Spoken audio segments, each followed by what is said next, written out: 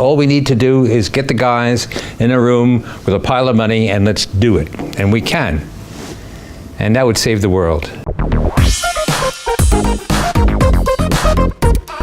So Howard, last time you came into the studios, you mentioned that fusion energy needed $7 billion. So where are we at now with the investments? Well, first of all, I wouldn't call it an investment. I would say it's a contribution. But the cost is, now that I've done the real detailed work on analyzing how much it will cost, the feeling now is it'll be around $3 billion. And really, I came up with a number of $2.7 billion plus, say, let's say 10 to 20%, as just in case things aren't quite as cheap as you thought.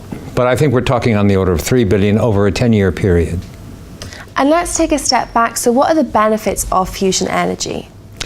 Well, you recall that fusion energy is basically a very clean, safe, unlimited kind of electricity generation.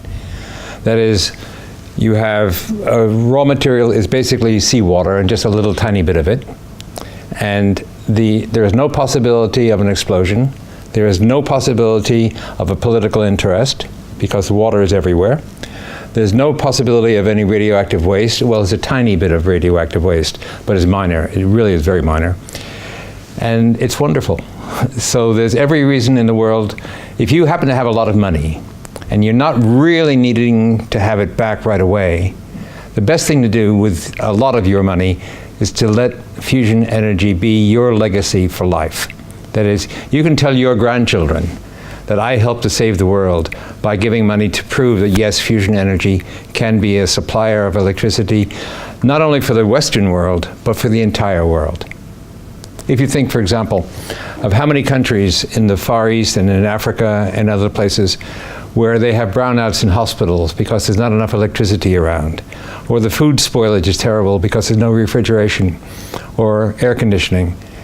And all of these things you need electricity for. You have people in Africa who are carrying water on their heads, having walked an hour to get the water from some dump, and the water is not clean anyway. We can do all of that with desalination of seawater, or even brackish water, which is in lakes and things.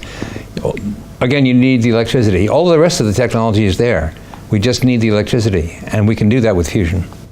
And from a humanitarian point of view, it seems to have extensive benefits. So where are we at now with regards to if it's been proved that it does work, and what's the process?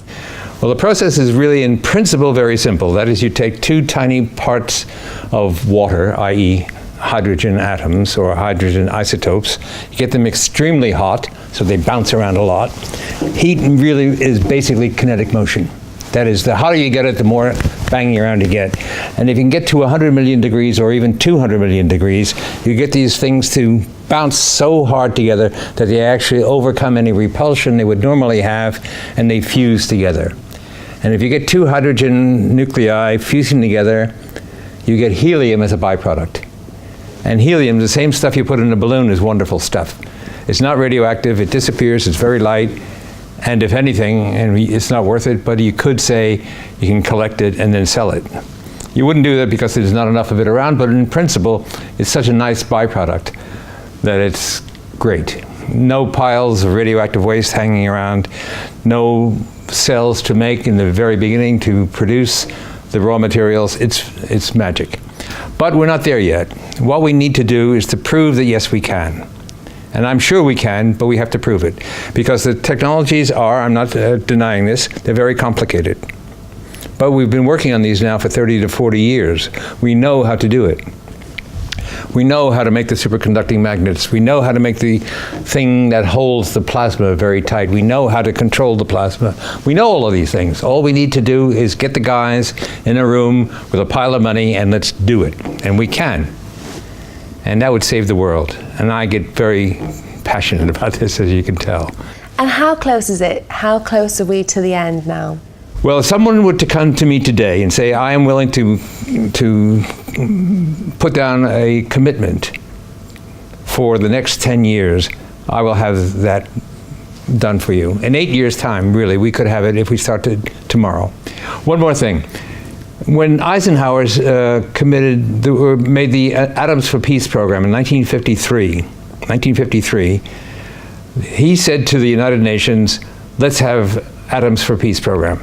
In 1957, I think it was, a company in the US decided to make an atomic energy plant that was based on fission, on the old-fashioned system.